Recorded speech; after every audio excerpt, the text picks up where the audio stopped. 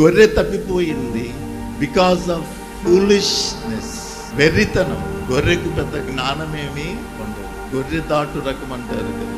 ఒక గొర్రె వెళ్ళిపోతే ఆ మరలా మిగతా గొర్రెలన్నీ కూడా వెళ్ళిపోతాయి. కాపరిని విడిచిపెట్టి, మందను విడిచిపెట్టి పచ్చిక కోసమై ఆశించి దూరముగా వెళ్ళిపోయింది.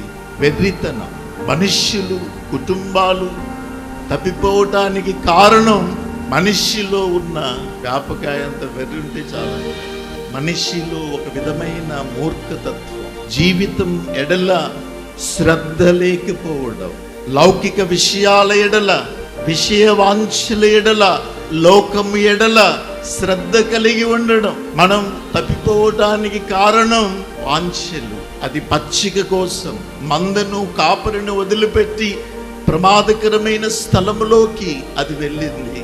అయితే కాపరి దాన్ని శ్రద్ధగా కనుగొన్నాడు, ప్రమాదములో నుండి తప్పించాడు. తన భుజముల మీద మోసుకుని మరలా మంద దగ్గరికి వచ్చాడు. ఈ రోజున ఒకవేళ నీ కుటుంబము, నీవు తప్పిపోయి ఉంటే, విషయ వాంఛల కోసమై, లౌకిక విషయాల కోసమై, కామపు వాంఛల కోసమై దేవుడు నిన్ను వెతుకుతున్నాడు. ఆయన నిన్ను మరలా తిరిగి తన ఇంటికి తీసుకుని వస్తాడు.